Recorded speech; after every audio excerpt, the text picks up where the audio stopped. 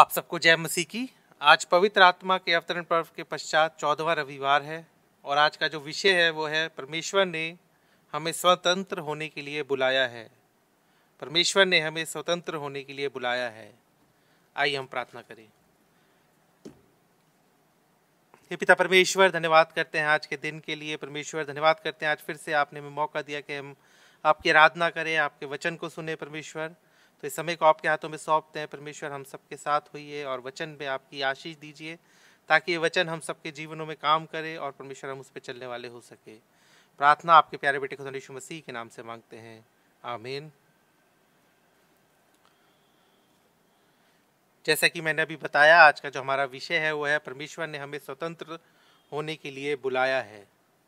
जब हम स्वतंत्रता या आज़ादी की बात करते हैं तो हम सबसे पहले परमेश्वर को धन्यवाद करते हैं कि उसने हमें ऐसे देश में पैदा किया जहाँ पे हम लोग स्वतंत्र हैं। और आज पिछले 15 अगस्त पे हमने आज़ादी के 75 वर्ष बनाए। हम धन्यवाद करते हैं उन सारे लोगों के लिए एक बार फिर से जिन्होंने इस आज़ादी को दिलाने में हमें मदद की।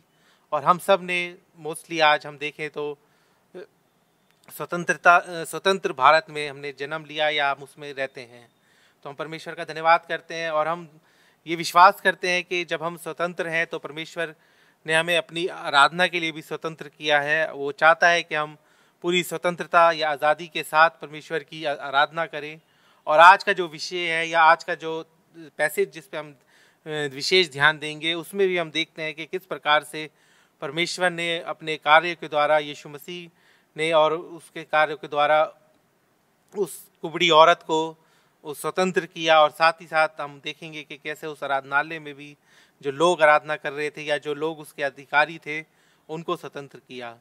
तो आज जब हम इस पैसेज में देखते हैं तो हम सबसे पहली चीज़ हम देखेंगे कि 10 से 13 आयत में, और उसमें हम देखते हैं एक दुर्लभ शरीर को स्वतंत्र करना। तो 10वीं आयत से 13वीं आयत में लिखा है, सबत के दिन वह आराधनालय में उपदेश कर रहा था और देखो एक स्त्री थी जिसे 18 वर्ष से एक दुर्बल करने वाली दुष्ट आत्मा लगी थी और वह कुबड़ी हो गई थी और किसी रीति से सीधी नहीं हो सकती थी। यीशु ने उसे देखकर बुलाया और कहा, हे नारी, तू अपनी दुर्बलता से छूट गई। तब उसने उस पर हाथ रखे और वह तुरंत सीधी हो गई और परमेश्वर की बड़ाई करने लगी। तो एक जो दुर्बल शरीर के साथ जो यहूदी स्त्री जो उस समय उस आराधनालय में थी, और अगर हम उस समय के हिसाब से, संस्कृति के हिसाब से देखें तो जो महिलाएं होती थी उनका आराधनालय में उनका जो एक स्थान होता था वो एक अलग स्थान होता था। वो पुरुषों के सामने चुप रहती थी, उनकी उपस्थिति में बोल नहीं सकती थी। और हम ये कह सकते हैं कि जिस तरह से हम अभी भी अपने कई हिस्सों में, अपने देश के हिस्सों में देखते हैं जहाँ औरत को चुप रहने के लिए कहा जाता है या उनकी कोई अहमियत नहीं होती, उनसे कुछ पूछा नहीं जाता या उनको समाज में वो इज्जत नहीं मिलती जो उनको मिलनी चाहिए, कुछ उसी तरह से उस समय भी जो महिलाएं थी उनकी ये स्थिति थी। और उस पर ये जो अपंग यहूदी महिला थी या जो स्त्री थी जो दुर्बल शरीर थी जिसका था और जो कुबड़ी हो गई थी, तो वो भी उस समाज में उसका स्थान तो हम समझ सकते हैं कि उसकी क्या स्थिति रही होगी।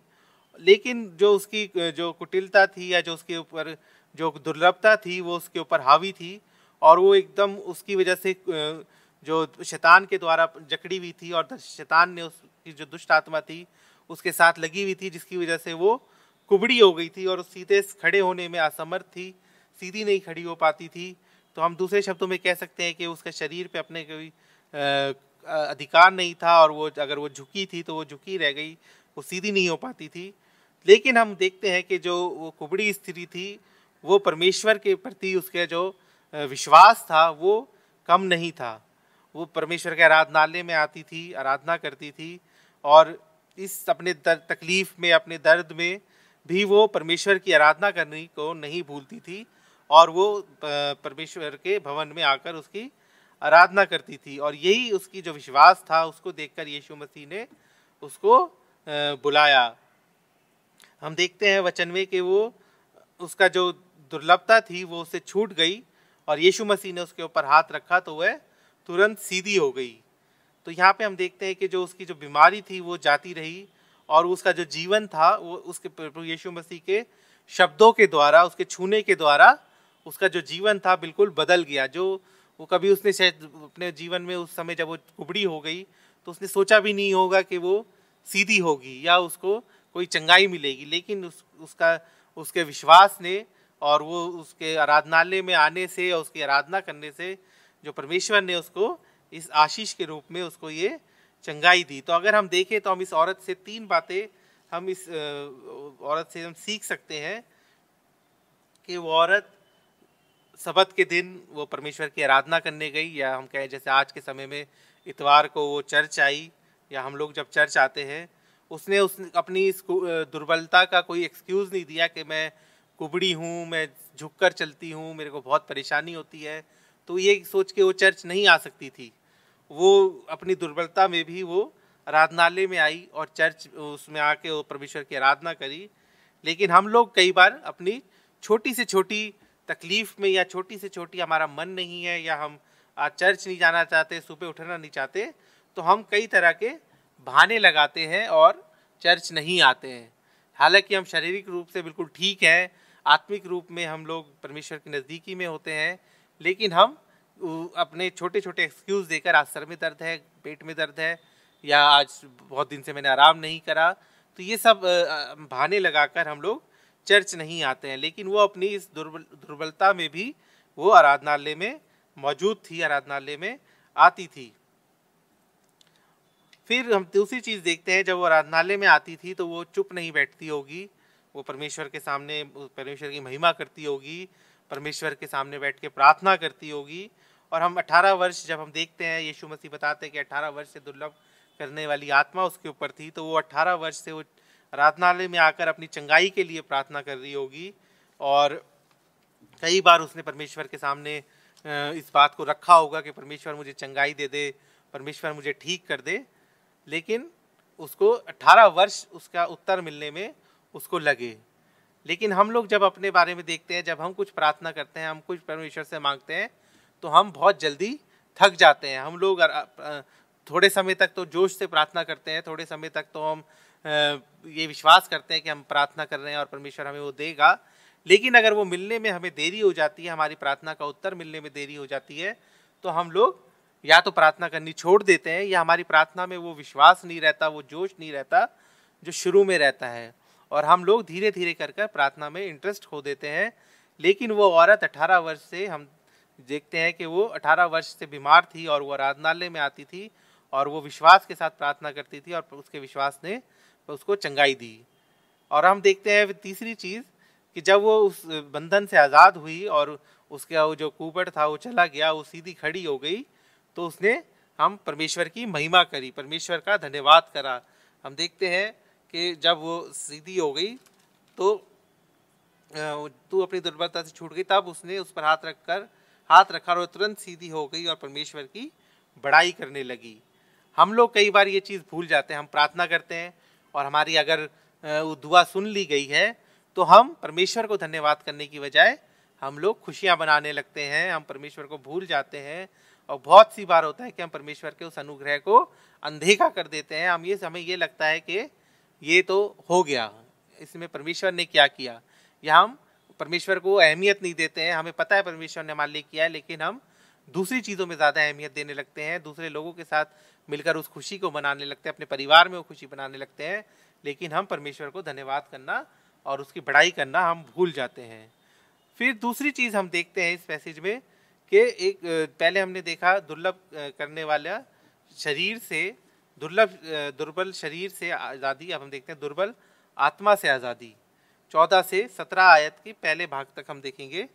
वहाँ लिखा है, इसलिए कि यीशु ने सबत के दिन उसे अच्छा किया था। आराधनालय का सरदार रिसिया कर कहने लगा, 6 दिन है जिसमें हम काम करना चाहिए, अतः उन ही दिनों में आकर चंगा हो, परंतु सबत के दिन में नहीं।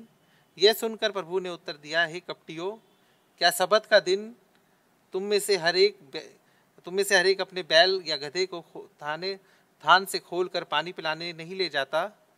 तो क्या उचित ना था कि ये स्त्री जो अब्राहम की बेटी है, जिसे शैतान ने 18 वर्ष से बांध रखा था, सबत के दिन इसे बंधन से छुड़ाए जाती? जब उसने ये बातें कही तो उसके सब विरोधी लज्जित हो गए। तो हम दूसरी चीज़ देखते हैं, दुर्बल आत्मा, जो उस समय जब जो उस आराधनालय का जो सरदार था वो गुस्सा हो गया और वो गुस्से में कहने लगा कि 6 दिन हमें काम करना चाहिए, अतः उन्हीं दिनों में आकर चंगे हो। तो वो जो उस समय जो आराधनालय के सरदार होते थे, जो फरीसी होते थे, जो सदुकी होते थे, ये सारे इन लोगों ने जो परमेश्वर का जो आज्ञाएं थी उनको इतना ज़्यादा कष्ट में बना दिया था, इतना ज़्यादा उसको कठोर कर दिया था कि वो उसमें से भी छोटी छोटी आज्ञाएं बनाकर उन्होंने बहुत सारी आज्ञाएं बना दी थी और वो लोगों से चाहते थे कि वो उसको फॉलो करे, कोई भी उसे तोड़े ना। अगर कोई उसे तोड़ता है तो उसका दंड के रूप में आके आराधनालय में दान चढ़ाए, और जिस अलग अलग तरीके का उन्होंने उस दान को निर्धारित कर रखा था, तो ये सारी वो चीज़ें करते थे। लेकिन जब ये जो आराधनालय का जो सरदार था, उसने जब ये देखा कि यीशु मसीह ने उस औरत को चंगाई दी है, तो वो क्रोधित हो गया और उसके द्वारा ये था कि सबत के दिन हमें कोई भी काम नहीं करना चाहिए और चंगाई तक हमें नहीं देनी चाहिए। तो जो उसकी जो एक आराधनालय का सरदार होते हुए भी, और वो परमेश्वर के बारे में वो सब कुछ जानता था, वचन उस समय उस समय का जो व्यवस्था थी वो उसके बारे में सब जानता था, लेकिन फिर भी वो उसने उस चीज़ को उसने आगे नहीं रखा और वो जो दिखावा था उसको ज़्यादा अहमियत दी। और इसी वजह से यीशु मसीह उसे कहते हैं, हे कपटियों, क्या सबत का दिन। उसको कपटी यीशु मसीह कहते हैं, हे कपटियों, इंग्लिश में बोले तो हिपोक्रेट। तो कपटी वही होते हैं जो जिनका चेहरा सामने से कुछ और होता है और लेकिन उनके मन में कुछ और होता है, या वो दूसरों के सामने तो अपना अच्छा चेहरा रखते हैं लेकिन पीछे से वो उनका जो आत्मिकता होती है वो उसमें नहीं होती है। वो एक उस अंदर से वो बिल्कुल अपोजिट होते हैं। बाहर से वो अच्छा दिखाते हैं लेकिन अंदर से वो क्रूर होते हैं, या अंदर से वो दूषित होते हैं। तो उनको वो कपटियों बोलते हैं या हिपोक्रेट बोलते हैं। और एशियन टाइम में हम अगर देखें तो हिपोक्रेट उन्हें जो एक्टर होते थे उनको कहा जाता था, क्योंकि अपने चेहरे पर मास्क लगाकर वो अपना नाटक करते थे और वो मास्क के हिसाब से एक्टिंग करते थे, लेकिन उनका अंदर का जो चेहरा होता था वो अलग होता था। तो इसी तरह से यीशु मसीह उस आराधनालय के सरदार और बाकी लोगों को बोलते हैं, हे कपटियों, क्योंकि वो अंदर से तो दिखाते, ऊपर से तो दिखा रहे हैं कि वो आराधना करते हैं या परमेश्वर के नज़दीक हैं और लोगों को इंस्ट्रक्शंस देते थे, लेकिन अंदर से उनके मन में मैल भरा हुआ था। वो ये देखकर खुश नहीं हो पाए कि यीशु मसीह ने एक 18 साल से जो औरत बीमार थी उसने उनको चंगाई दी। तो वो उस चीज़ को हजम नहीं कर पाए, लेकिन उन्होंने इसलिए वो जो आराधनालय का सरदार था वो इस बात से गुस्सा हो गया और गुस्सा होकर कहने लगा कि बाकी के 6 दिन हमें काम करना चाहिए, तो तभी तुम चंगाई कराओ।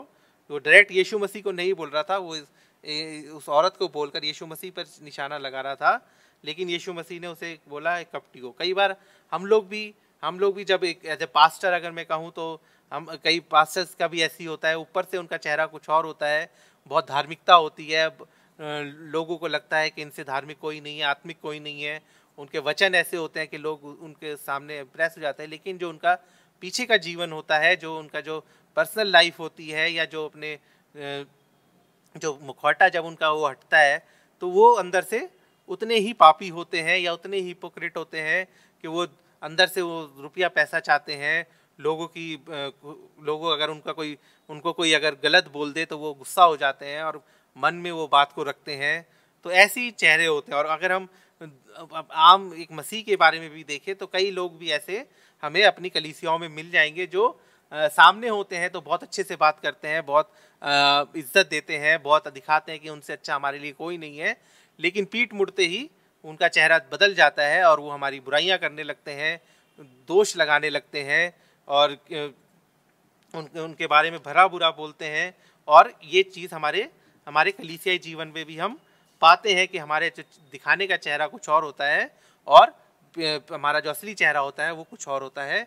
तो उसी के लिए यीशु मसीह कह रहे हैं हमें कपटियों। तो इसीलिए हमें ये देखना है कि हमारी जो जीवन है, जैसा हम अपने लोगों के सामने पेश करते हैं, हमारा जीवन पीछे भी वैसे ही होना चाहिए। हमें दिखावे का जीवन नहीं जीना है। हमें ये नहीं देखना है कि हम लोगों के सामने तो हम अच्छे बने रहें, आत्मिक बने रहें, धार्मिक बने रहें, और लेकिन पीछे से हमारे जीवन में कोई आत्मिकता ना हो, कोई धार्मिकता ना हो, तो हमें ये लगेगा कि लोगों को तो हम बेवकूफ़ बना देंगे, लोगों को तो हम लोगों के सामने तो हम अपने आप को अच्छा बना लेंगे, लेकिन हम भूल जाते हैं कि परमेश्वर हमारे मनों को जांचने वाला परमेश्वर है। वो हमारे मनों को देखता है, वो हमारे चेहरे को नहीं देखता है, हमारे हाव भाव को नहीं देखता है, वो हमारे मन को देखता है कि हमारे मन में क्या है। अगर हमारे मन में कुटिलता भरी हुई है, दुष्टता भरी हुई है, तो वो मन उसको नहीं भाता है। तो हमें अपने मन को साफ करना है, अपनी आत्मा को साफ करना है, और जो हमारी हमारी जो दुर्बल आत्मा है, जिसको हमने दूषित कर रखा है, या हम आत्मिकता में हम कमज़ोर हैं, उसमें हमें मजबूत होना चाहिए। तो हमारा जो चेहरा है लोगों के सामने और पीछे परमेश्वर के सामने, वो एक समान होना चाहिए। तो ये परमेश्वर हमसे यही चाहता है। फिर हम तीसरी चीज़ देखते हैं, दुर्बल चुप्पी से आज़ादी, जो हम 13 बाब और उसकी 17 आयत के दूसरे हिस्से में देखेंगे।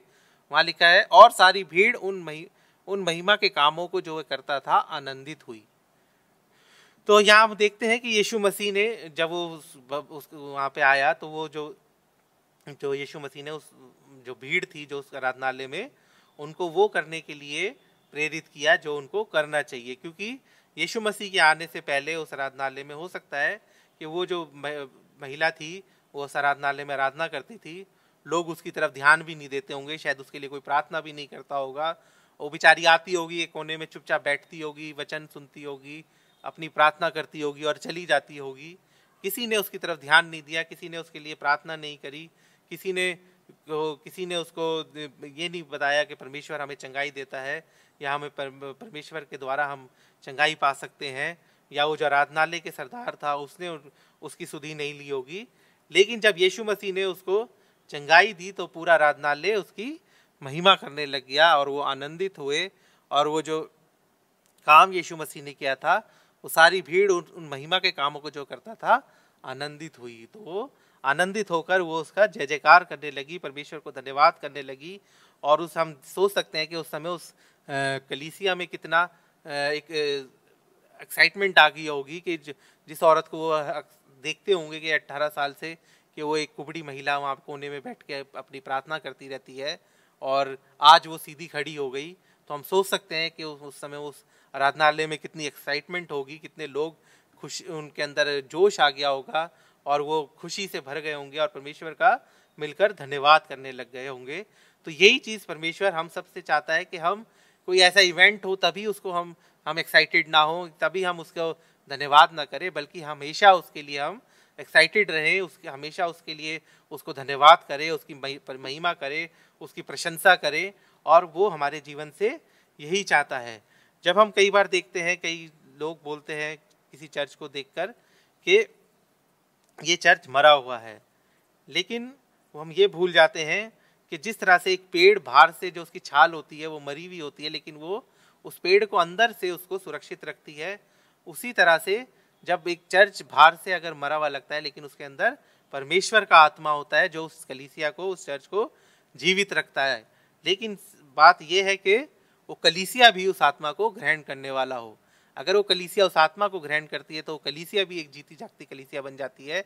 अगर उस आत्मा को नहीं ग्रहण करती है तो लोग आते हैं, आराधना करेंगे, चर्च में सरमन सुनेंगे, गीत गाएंगे, और वैसे ही वापस चले जाएंगे। जैसे वो आए थे उनका जीवन वैसे ही होकर वापस चला जाएगा।